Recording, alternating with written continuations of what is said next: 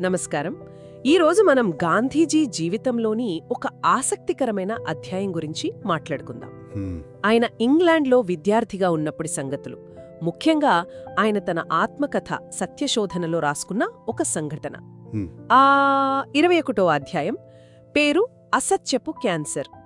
అసలేంటి ఆ సంఘటన, ఎందుకలా జరిగింది, గాంధీజీ చివరికి ఎలా నిజాన్ని అంగీకరించారు, ఇవన్నీ కొంచెం లోతుగా చూద్దాం. తప్పకుండా. ఇది చాలా ముఖ్యమైన ఘట్టం ఆయన జీవితంలో. సరే, మరి మొదలు పెడదాం. ఆ రోజుల్లో అంటే గాంధీజీ ఇంగ్లాండ్లో ఉన్నప్పుడు అక్కడ మన భారతీయ విద్యార్థులు చాలా తక్కువ మంది ఉండేవారు. అవును. వాళ్లలో చాలామందికి పెళ్లయినా కూడా ఆ విషయం చెప్పకుండా తాము బ్రహ్మచారులమని చెప్పుకునేవారట. అవును, ఎందుకంటే ఇంగ్లాండ్లో ఒక అభిప్రాయం ఉండేది, విద్యార్థులు అంటే పెళ్లి కానివాళ్లు, చదువుకునేటప్పుడు పెళ్ళేంటని. సరిగ్గా. వాళ్లకు మన దగ్గరుండే బాల్య వివాహాల గురించి అస్సలు తెలియదు గదా. అది వాళ్లకు చాలా వింతగా అనిపించేది. అందుకే పాపం మనవాళ్లు పెళ్లైందని చెప్పడానికి కొంచెం సిగ్గుపడేవారు. నిజమే. దానికింకో కారణం కూడా ఉంది. పెళ్లి విషయం అడ్డొస్తోందని అనుకునేవారు. ఇది చాలా ఆసక్తికరమైన విషయం. అంటే ఆ సాంస్కృతిక ఒత్తిడి ఎలా ఉండేదో చూడండి. ఇంగ్లీష్ యువకుల్లాగే మనవాళ్లు కూడా చనువుగా ఉండటానికి ప్రయత్నిస్తే అది తప్పుదారి పడుతుందని గాంధీజీకి అనిపించింది. అయినా సరే మొదట్లో ఆయన ఆ ప్రవాహంలో పడ్డారు.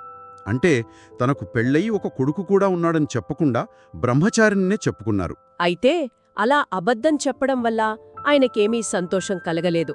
నిజానికి ఆయనకు సహజంగా ఉండే కొంచెం బిడియం, మితభాషిత్వం, అవే ఆయన్ను పెద్ద ప్రమాదంలో పడకుండా కాపాడాయి అనుకోవచ్చు.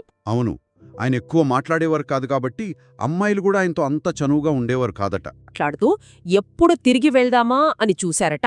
పాపం, కొండ దిగడం కూడా కష్టమైందట. ఆమె కింద నిలబడి నవ్వుతూ ప్రోత్సహిస్తుంటే ఆయనకింకా ఇబ్బందిగా అనిపించింది. కాని విధి ఆయన్ను ఆ అబద్ధమనే బాధ నుంచి బయటపడేయాలని నిర్ణయించినట్టుంది. బ్రైటన్ అని మరో చోట. బ్రైటన్ విహారస్థలం అది. అవును, అక్కడొక హోటల్లో మధ్యవయసున్న ఒక వితంతువు పరిచయమయ్యారు. ఇది ఆయన ఇంగ్లాండ్కొచ్చిన మొదటి సంవత్సరంలోనే జరిగింది. ఆ రోజు గాంధీజీకి ఫ్రెంచ్ రాదు, మెనూ చూసి ఇబ్బంది పడుతుంటే ఆమె సహాయం చేశారు, శాకాహారం ఎంచుకోవడంలో కూడా. ఆ పరిచయం అలా స్నేహంగా మారిందన్నమాట. ఆవిడ ప్రతి ఆదివారం గాంధీజీని తన ఇంటికి భోజనానికి పిలిచేవారు. ఓ భలే. అవును, ఆయనలో ఉన్న ఆ బిడియం పోగొట్టాలని చూసేవారు. వేరే యువతులతో పరిచయం చేయించడం, వాళ్లతో మాట్లాడించడం. అంతేకాదు, తన దగ్గరుండే ఒక యువతితో గాంధీజీని కావాలనే ఒంటరిగా వదిలేసేవారట కూడా. బహుశా ఆవిడ మనసులో ఏదో ఆలోచనుంటుంది, వీళ్ళిద్దరినీ కలపాలనేమో. అయ్యో, ఇది గాంధీజీకి పెద్ద చిక్కు తెచ్చిపెట్టింది. అయ్యో, ఆ మంచి ఆవిడకు నేను పెళ్లైన వాడినని ముందే చెప్పి ఉంటే ఎంత బాగుండేది అని చాలా బాధపడ్డారట. నిజమే, ఆ సంఘర్షణ చాలా తీవ్రంగా ఉండుంటుంది. చివరికి ఇక లాభం లేదనుకుని నిజం చెప్పేయాలని నిర్ణయించుకున్నారు. అవును, ఆమెకొక ఉత్తరం రాశారు. ఆ ఉత్తరం రాయడం కూడా అంత తేలిక కాలేదట.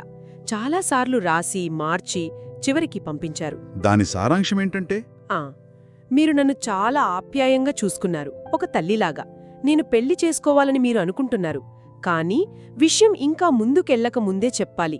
మీ దయకు నేను అర్హుడిని కాను, ఎందుకంటే నేను వివాహితుడిని, నాకొక కొడుకు కూడా ఉన్నాడు. ఈ విషయం ముందే చెప్పాల్సిందే. ఇక్కడి భారతీయ విద్యార్థుల్లాగే నేనూ దాచాను. అది నా తప్పు అనిప్పుడు తెలుసుకున్నాను. నన్ను క్షమించండి. మీరు పరిచయం చేసిన యువతితో నేనెప్పుడూ హద్దు మీరలేదు. నాకు నా పరిమితులు తెలుసు. మీరు తెలియక మాకు పెళ్లి చెయ్యాలనుకున్నారు. ఇకపై ఇలాంటి పరిస్థితి రాకూడదనే ఈ నిజం చెబుతున్నాను. ఈ ఉత్తరం చదివాక మీరు నన్ను మీ ఇంటికి పిలవకపోయినా నేనేమీ అనుకోను. మీ మంచితనానికి, ఆప్యాయతకు నేనెప్పటికీ రుణపడి ఉంటాను అని ముగించారు. ఆ ఉత్తరం పంపిన తర్వాత ఆయన మీద నుంచి పెద్ద భారం దిగిపోయినట్టనిపించిందట. ఆశ్చర్యకరంగా దాదాపు వెంటనే ఆమె నుంచి జవాబు వచ్చిందట. అదింకా ఆశ్చర్యం. అవునా? ఏమని రాశారు? ఆవిడ ఇలా రాశారు: మీ నిజాయితీ గల ఉత్తరం అందింది. మేమిద్దరము, అంటే ఆవిడ, ఆ యువతి, చాలా సంతోషించాం. దాని గురించి భలే నవ్వుకున్నాం కూడా. అబ్బా! మీరు చెప్పిన అబద్ధం చిన్నదే, దాన్ని క్షమించవచ్చు. కాని మీరసలు విషయం చెప్పినందుకు చాలా సంతోషం. మా ఆహ్వానం ఎప్పటిలాగే ఉంది. వచ్చే ఆదివారం తప్పకుండా రండి. మీ బాల్య వివాహం కబుర్లు వినాలి, మీ ఖర్చుతో మేం నవ్వుకోవాలి. దీనివల్ల మన స్నేహం ఏమాత్రం చెక్కుచెదరదు అని నేను మళ్ళీ చెప్పాలా అని రాశారు. అద్భుతం! అలా గాంధీజీ ఆ అసత్యపు క్యాన్సర్ నుంచి విముక్తి పొందారన్నమాట. అప్పణ్నుంచి అవసరమైన చోట తన పెళ్లి గురించి చెప్పడానికి ఆయన అస్సలు సంకోచించలేదట. అంటే చూడండి, ఈ సంఘటన ద్వారా మనమేమర్థం చేసుకోవచ్చు? చాలా సామాన్యంగా అనిపించే పరిస్థితిలో కూడా సత్యంతో గాంధీజీ ఎంతగా పోరాడారో తెలుస్తుంది. ఆ నిజాన్ని ఎదుర్కోవడం వల్ల వచ్చిన ఆ ఉపశమనం, అది ఆయన సంకల్పాన్ని, ఆయన నిబద్ధతను ఎంతగా బలపరిచిందో కదా. అవును, ఇది కేవలం ఒక సామాజికంగా చెప్పిన అబద్ధం కాదు, ఆయన వ్యక్తిగత నిజాయితీకి, ఆత్మగౌరవానికి సంబంధించిన ఒక పరీక్ష లాంటిది. సరిగ్గా. మరి దీని అంతిమ ప్రభావం గురించి ఆలోచిస్తే ఒక చిన్న ప్రశ్న మెదులుతుంది.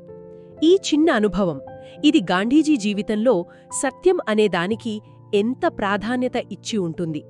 భవిష్యత్తులో ఆయన చేపట్టిన సత్యాగ్రహం లాంటి పెద్ద పెద్ద ఉద్యమాలకు, ఆశయాలకు బహుశా ఇదే ఒక చిన్న పునాదిరాయి అయి ఉంటుండేమో. ఆలోచించాల్సిన విషయం.